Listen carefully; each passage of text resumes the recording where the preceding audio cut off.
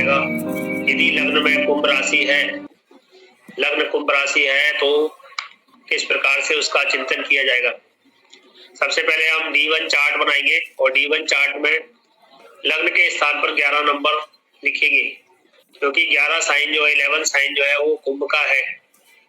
और फिर हम देखेंगे कि कुंभ में कौन कौन से नक्षत्र आते हैं। तो कोई बताएगा कुंभ नक्षत्र राशि में कौन कौन से नक्षत्र आते हैं। कुंभ राशि में कौन कौन से नक्षत्र आते हैं। शतभिषा, शतभिषा और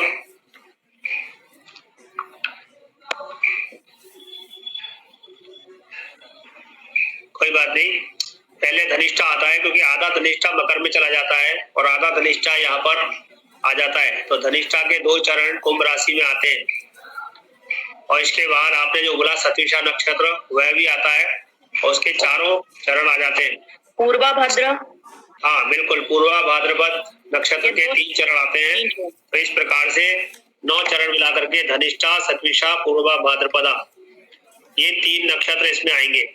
देखिए, आप राशियां याद करें, राशियों में कौन से नक्षत्र आते हैं इसको याद करें, तो इससे आपको फलादेश में बड़ी आसानी होगी। क्योंकि जब तक आपको ये नहीं मालूम होगा कि इस राशि में कौन सा नक्षत्र, कौन सा चरण आ रहा है, तब तक आप उसके स्वामी के बारे में चिंता नहीं कर सकते। जैसे धनिष्ठा नक्षत्र, धनिष्ठा नक्षत्र का ग्रह स्वामी कौन है। जब हम विश्वोत्तरी लगाते हैं, किसी को अंदाज है। धनिष्ठा का स्वामी मंगल है, मैं आपको बताऊं। तो धनिष्ठा में मंगल के फलों का भी प्रभाव आएगा। यानी कुंभ राशि का स्वामी शनि है और धनिष्ठा का स्वामी ग्रहों के अंतर्गत मंगल है। और धनिष्ठा का देवता कौन है, ये आपके सामने लिखे हैं, वसु। वसु, वसु धन के देवता होते हैं। तो 3 प्रकार के प्रेडिक्शन इसमें जुड़ेंगे, लेकिन कब तक, जब तक 2 चरण, 2 चरण माने कितने डिग्री हुए, 2 चरण माने 26 डिग्री, 6 डिग्री 40 मिनट, 6 डिग्री 40। ये चरण 3 डिग्री 20 मिनट का होता है। तो जब मतलब कुंभ लग्न यदि 6 डिग्री 40 मिनट तक है, तो वो धनिष्ठा के फल दे रही है, वो वसु के फल दे रही है, वो मंगल के फल दे रही है। यानी कुंभ लग्न के फल तो मिलेगी। कुंभ माने क्या होता है, घड़ा।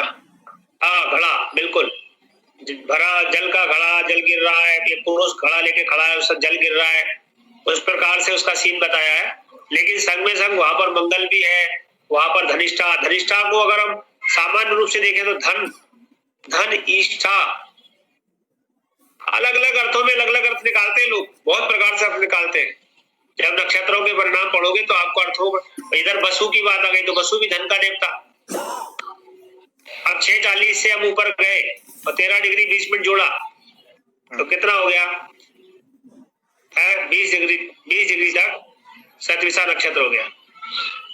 6:40 से 20 डिग्री तक अगर जन्म हुआ है कुंभ लग्न में, तो वो शतभिषा में हुआ है। शतभिषा का स्वामी कौन है यहाँ पर, वरुण। राहु, हाँ राहु है, ग्रहों में राहु है और देवताओं में वरुण है।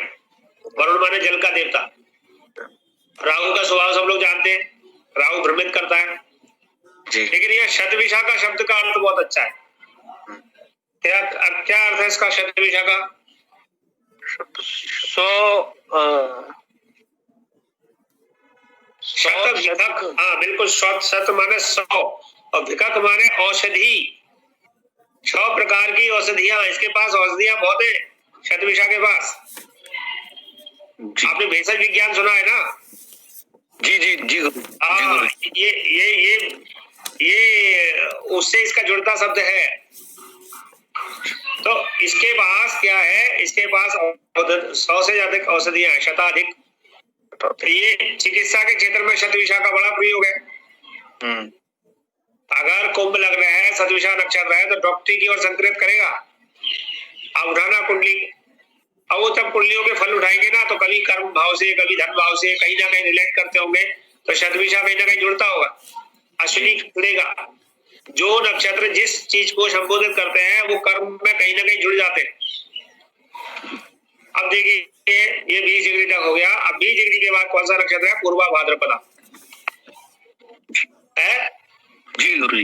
पूर्वा भाद्रपद का 3 चरण है, मतलब 10 डिग्री है। इसका मतलब इसका एक लास्ट चरण जो है वो मीन में चला जाएगा। तो पूर्व भाद्रपद का स्वामी कौन है? गुरु। बृहस्पति, बिल्कुल ठीक है। और यहाँ पर अजय कपात देवता है, ये भी सूर्य के ही, सूर्य के अनेक रूप अनेक नाम के अलग अलग जगह दिए। तो इस तरीके से शनि के फल, मंगल के फल, वसु के फल, शनि के फल, राहु के फल, वरुण के फल, शनि के फल, गुरु के फल, अजय कपात के फल, तीनों का मिश्रण करके जब हम इसको निकालते हैं तब ये एक अलग निचोड़ निकलता है। इसलिए कुंभ लग्न जो कह रही है वो सबके लिए समान नहीं है, क्योंकि उसके नक्षत्र कौन सा है, नक्षत्र का चरण कौन सा है, इस बात पे भी डिपेंड करेगा। कितने डिग्री का लग्न है इस बात पे डिपेंड करेगा। अच्छा, कुंभ लग्न कैसी है? चर है, स्थिर है, कैसी है? स्थिर स्थिर है, बिल्कुल। और पुरुष है कि स्त्री है? पुरुष। हाँ, तो ये पुरुष राशि है। पुरुष राशि माने दृढ़ राशि है, कठोर राशि है और स्थिर है। और इसका जो तत्व है वो वायु तत्व है।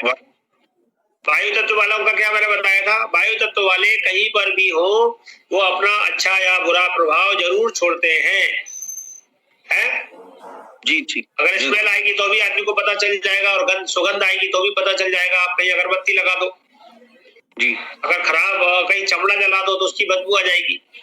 यानी हवा के द्वारा, वायु के द्वारा उसके प्रभाव जल्दी आते हैं। यानी कुंभ लग्न वाला अपना प्रभाव छोड़ता है। जी।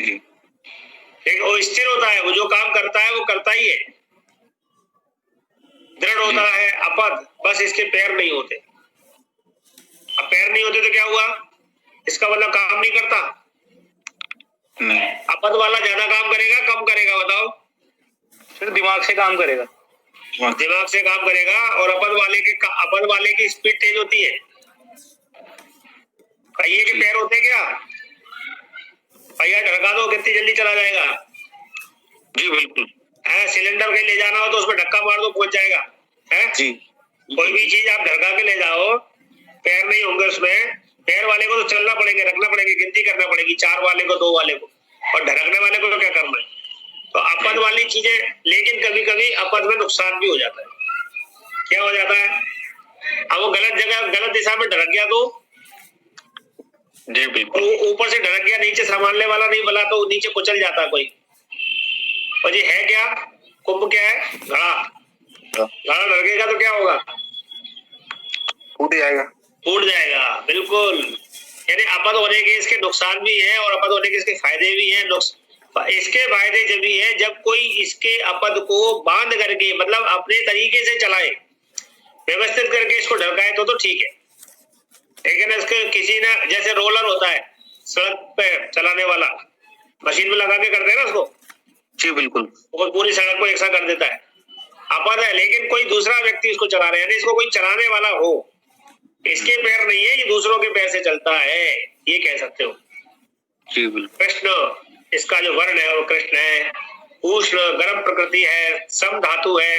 जैसे मैंने बोला बात पित्त कफ, तो इसके अंदर बात पित्त कफ माने समता है, ना ज्यादा बात की मात्रा है, ना ज्यादा पित्त की है, ना ज्यादा कफ की, सम है। खंड शब्द, इसके शब्द रुक रुक कर कहीं ना कहीं खंड हो जाते हैं, खंडित हो जाते हैं। भूमि, भूमि प्रकृति इसकी है। और उग्र स्वभाव, दिवावली, ये दिन में बली होते हैं कुंभ वाले। विषम है और पश्चिम दिशा के स्वामी है। कुंभ राशि की दिशा है वो पश्चिम है, यानी ये पश्चिम दिशा में, यानी कि सायंकाल के समय ज्यादा बली हो जाते हैं पश्चिम में, और पश्चिम में इनको ज्यादा सफलता मिलती है। स्त्रियों का संग इनके साथ मध्य रहता है। इनकी स्निग्ध कांति यानी चमकीला कांति होती है, मतलब कोमल, जो कोमलता होती है चेहरे पर। वर्ण कैसा इनका? शूद्र वर्ण है। शूद्र वर्ण होने से क्या होगा? ये किसी भी प्रकार के कार्य करने में हिचकते नहीं है, ये संकोच नहीं करते ये काम मेरा है या नहीं है, क्योंकि शूद्र का मतलब सेवक, और सेवा करने वाला ये नहीं सोचता कि कौन सा काम मेरा है कौन सा नहीं है, जो काम उसे मिलता है वो सब करने लगता है। ठीक है। विप्र वर्ण वाला एम कर जाएगा, कहेगा अरे नहीं ये काम मेरा थोड़ी है, मैं तो केवल इतना ही करूंगा। शूद्र वर्ण वाला सब कार्य करता है, क्योंकि वो सेवा का भाव, इसमें कुंभ राशि में सेवा का भाव होता है, ये कह सकते हैं जी। शीर्षोदय, प्रारंभ में उदित होने वाली, यानी प्रारंभ में ही फल देने वाली। आइए इसका देशकाल देखें। कुंभ का देशकाल क्या आएगा? पहला कुंभ का पहला कुंभ आएगा तो शनि और शनि प्लस शनि हो जाएगा। 0-10 डिग्री पर कुंभ में कुंभ शनि प्लस हो जाएगा, तो यहाँ पर एक और शनि के फल जुड़ जाएंगे। जैसे कुंभ लग्न है, कुंभ का देशकाल है, धनिष्ठा नक्षत्र है, तो शनि शनि प्लस मंगल प्लस वसु, ऐसे करेंगे जी। या राहु का है तो Shani plus Rahu plus Shani plus Varun, ऐसे अपने को उसके कॉम्बिनेशन बिठाने होंगे। कुंभ का दूसरा देशकाल क्या होगा? मिथुन। हाँ वृषभ, तो हम वृषभ मिथुन का, सॉरी कुंभ मीन मेष वृष मिथुन, मिथुन का होगा। तो मिथुन का देशकाल होगा तो मिथुन का स्वामी हो गया बुध, तो शनि प्लस बुध, ये भी इसका मित्र है, इसके स्वभाव मिलते जुलते हैं। और तीसरा हो जाएगा तुला, तुला तो तुला माने शुक्र, ये भी इसका मित्र है। तो तीनों लगभग समान, यानी कुंभ को जो देशकाल मिलते हैं वो भी उसके सब मित्र हैं। या एक राशि का है, दोनों अंधे वाले दो उसके मित्र राशि के। आइए देखिए इसका नवमांश, कुंभ राशि का नवमांश कहां से चालू होगा? तुला से। तुला से क्यों? वायु तत्व है, वायु तत्व है, वायु तत्व का नवमांश तुला से चालू होता है, तो ये तुला से चालू होगा। तो आइए तुला से मिथुन तक चलेगा, 9 नवमांश मिलेंगे। यानी कि अगर कुंभ लग्न है, कुंभ का देशकाल है, तो तुला का नवमांश है 3:20 तक है, तो 3:20 6:40 तक है, तो भी कुंभ। लेकिन यहाँ धनिष्ठा नक्षत्र का स्वामी भी मंगल है और नवमांश लग्न का स्वामी भी मंगल है, ऐसे कॉम्बिनेशन बढ़ते चले जाएंगे। फिर गुरु का नवमांश, तीसरा नवमांश गुरु का, चौथा नवमांश शनि का, पांचवा फिर शनि का कुंभ राशि का मिलेगा, छठा गुरु का, सातवां मंगल का, आठवां शुक्र का, नवा बुध का नवमांश मिलेगा। ऐसे करके इसको 9 नवमांश मिल जाएंगे। तो कुंभ राशि लग्न वालों के लिए बारे में एक चिंतन तो आप इस प्रकार से करेंगे, जो इसका एक कैलकुलेशन का प्रयोग है, किस प्रकार से आप इनकी केमिस्ट्री बिठाएं। दूसरी इनकी केमिस्ट्री के अलावा भी जो शास्त्रों में लिखा है उसको बात करते हैं कि कुंभ राशि में उत्पन्न जातक ऊंट के समान गर्दन वाला, मटके की गर्दन जो ऊंची होती है ना, उभरी हुई नसों वाला, रूखे बालों से युक्त, ऊंचे कद वाला, मोटे एवं विशाल पैर, उरु जानू मुख एवं कमर वाला, थोड़ा सा गूढ़ होता है, पर स्त्री के लिए पाप कर्मों में निरत रहने वाला, लाभ हानि से युक्त, पुष्प एवं उबटन आदि को पसंद करने वाला, मित्रों का प्रिय और भ्रमणशील होता है, यानी इसको घूमना बहुत पसंद होता है। अन्य ग्रंथों में भी लिखा है कि कुंभ राशि वाला जातक खराब क्षुधाग्नि वाला, क्षुधाग्नि कहते हैं भूख, उसकी भूख बड़ी खराब होती है और खराब भूख के कारण उसके पेट में गांठ पड़ जाती है, वात एवं कफ की प्रधानता हो जाती है। शुक्रवार, बुधवार, शनिवार को तो उसको सफलता मिलती है, लेकिन रविवार को सफलता नहीं मिलती। गौर वर्ण से भिन्न वर्ण वाला, मतलब गोरा नहीं होता और दूसरा वर्ण होता है इसका, होगा, सोला होगा, लेकिन गोरा नहीं होता। सुंदर नेत्र वाला, धनवान, सुखी, शतभिषा नक्षत्र एवं द्वितीया तिथि को बाद पीड़ा अथवा मृत्यु का सामना करने वाला, यानी जब कभी द्वितीया और शतभिषा बढ़ जाए तो उसको कष्ट बहुत होता है। संग्रह की प्रवृत्ति, यानी संग्रह बहुत करने की इच्छा होती है इसकी, क्योंकि कुंभ में क्या है, घड़े में क्या है, भरते रहो भरते रहो भरते रहो। अधिक लाभ प्राप्त करने वाला, 2 पत्नियों का सुख प्राप्त करने वाला, ज्येष्ठ, दरिद्र। अगर कुंभ को देखा जाए तो कुंभ के अनुसार इसकी आयु में कहीं ना कहीं क्षति होती रहती है, क्योंकि कुंभ को बड़े संभाल के रखा जाता है, इसलिए कभी कभी कम आयु वाला, श्याम वर्ण अथवा कबूतर जैसे वर्ण वाला, पीठ पर चिन्ह, समुद्र से आए, जल से आए प्राप्त करने वाला। और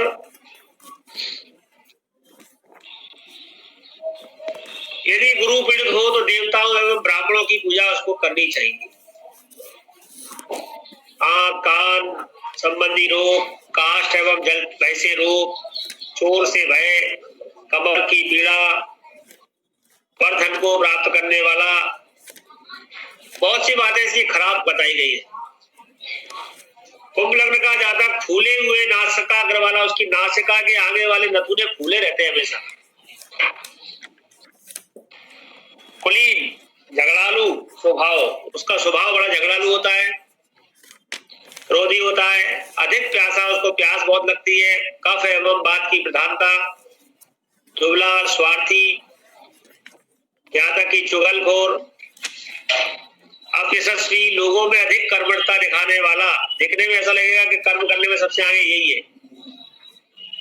अत्यधिक आलसी, मित्र एवं कुटुंब से हीन, पर स्त्री, दूत एवं कठोरता में रथ, प्रवासी, रोगी, सठ एवं भाइयों से पीड़ित, कर्म में अकुशल, दुष्टशीला, कर्मठ एवं झगड़ालू पत्नी वाला, कफ जनित रोगों से युक्त होता है। ये मैं नहीं कह रहा, ये शास्त्रों में लिखा है, वो बात बता रहा हूँ। गुरुजी मेरा है कुंभ लग्न। इसलिए मैंने कहा भाई आप ये मत सोचिए मैं कह रहा हूँ, बहुत सारी चीजें हैं। मैं आपको बोल चुका हूँ 50% मैच करेगा, 50% नक्षत्र के कारण, देशकार के कारण, नववांश के कारण उसमें भेद आएगा। और उसके बाद भी जो भेद आएगा वो लग्न के अंदर बैठे हुए ग्रह और उनकी दृष्टियां, जैसे शुभ ग्रह कितने देख रहे हैं, पाप ग्रह कितने देख रहे हैं, इनके कारण और भेद होता चला जाएगा। ये केमिस्ट्री है, लेकिन हमें एक एक चीज पकड़नी तो पड़ती है। कुंभ लग्न के संबंध में विशेष कहा गया है कि कुंभ लग्न को सामान्यतः शुभ नहीं माना जाता है। इस संदर्भ में ब्राह्मण ने सत्याचार को अधृत करते हुए कहा है कि कुंभ लग्न शुभ नहीं होता है। यद्यपि यवनाचार समस्त कुंभ लग्नों को अशुभ नहीं मानते, अब देखिए दूसरे आचार नहीं है, कुछ कुंभ लग्न शुभ है, बल्कि लग्न में कुंभ द्वादशांश को अशुभ मानते हैं। यदि कुंभ का ही लग्न हो और कुंभ का ही द्वादशांश हो, अब कुंभ का द्वादशांश कब होगा? जब लग्न 3 डिग्री 20 मिनट का होगा, क्योंकि मैंने पिछली उसमें आपको कुंभ का द्वादशांश बनाना सिखाया था कि द्वादशांश माने 30 डिग्री में आप 12 का भाग देंगे तो 2.30, यानी लग्न 2.30 के अंदर है तो कुंभ का द्वादशांश है। तो यवनाचार तो कहते हैं कि कुंभ लग्न और कुंभ द्वादशांश होगा तो अशुभ है, पूरा नहीं है। विष्णुगुप्त ने यवनाचार मत का खंडन करते हुए कहा है कि इस प्रकार सभी लग्नों में कुंभ का द्वादशांश लग्न में आने पर सभी लग्न अशुभ हो जाएंगे।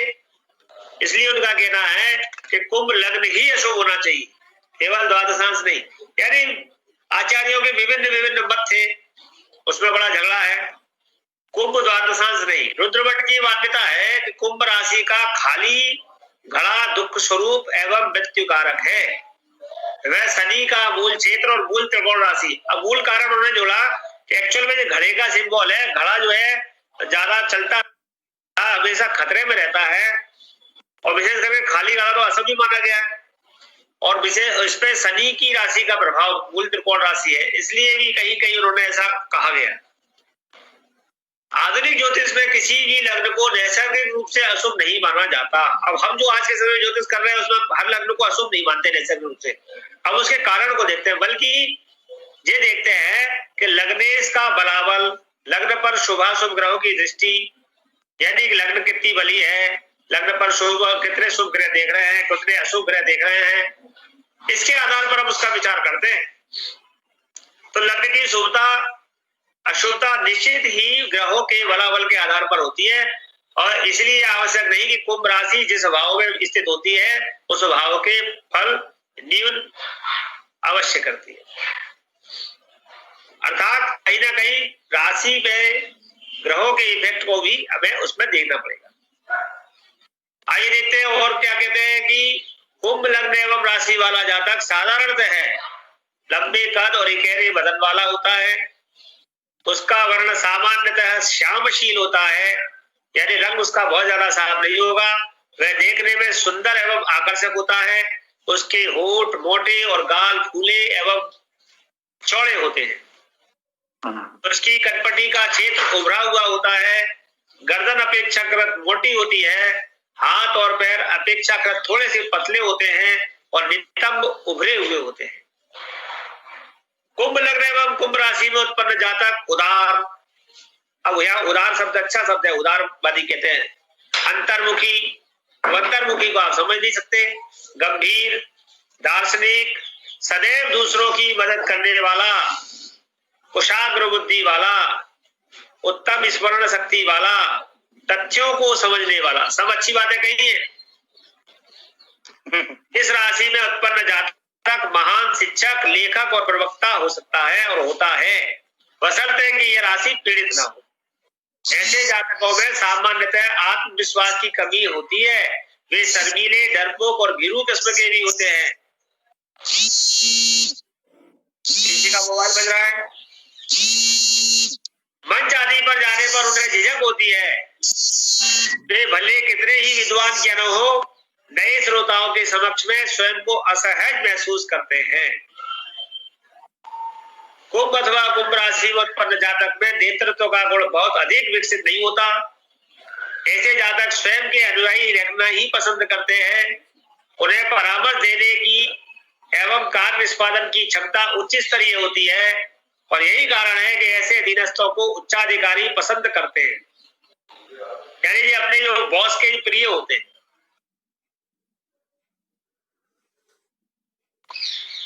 सामान्यतः इन जातकों में सहनशीलता एवं धैर्य का गुण होता है। ये शीघ्र क्रोधित नहीं होते, लेकिन जब क्रोधित होते हैं तो अत्यधिक क्रोधित हो जाते हैं। मकर लग्न के विपरीत इनका क्रोध शीघ्र ही शांत हो जाता है। सामान्यतः ये प्रतिशोध की भावना भी नहीं रखते। ऐसे जातक विपरीत परिस्थितियों में बौखला जाते हैं और इनका स्वभाव भी चिड़चिड़ा हो जाता है और अपने आप को ही कष्ट पहुंचाते हैं।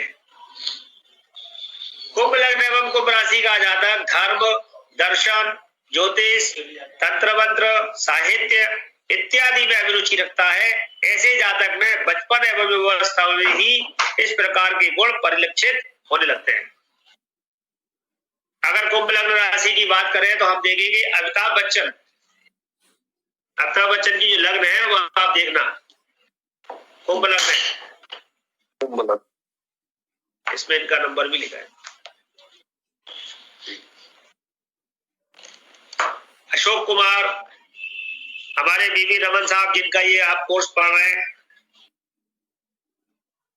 और मुरली मनोहर जोशी जी, अब वो अपने आप बात कराएंगे। बैजंती माला, ऐसे बहुत सारे लोग हैं। और हमारे अंकित वैद्य जी, अंकित वैद्य जी आप ही है ना? हाँ सर। ओके, धन्यवाद। कुछ कुछ मिल रहा है, थोड़ा बहुत आपसे नहीं मिल रहा? हाँ सर। हाँ ठीक है।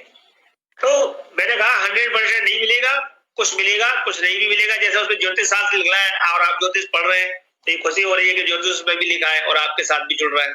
हाँ सर, वृश्चिक राशि में भी लिखा था। हाँ, वृश्चिक में भी लिखा। तो इस प्रकार से हम देखते हैं कि कुंभ राशि लग्न का फल क्या रहा, और आप आपके साथ जितने भी कुंभ राशि की लग्न आदि है उन पर आप इसका परीक्षण कीजिए, लेकिन कभी भी इसको एज इट इज मत मानिए, क्योंकि इसमें जो एक लाइन सबसे बड़ी हमने अभी बताई सभी राशियों के लिए है कि ग्रहों की शुभता अशुभता के आधार पर फलों में परिवर्तन निश्चित होता है।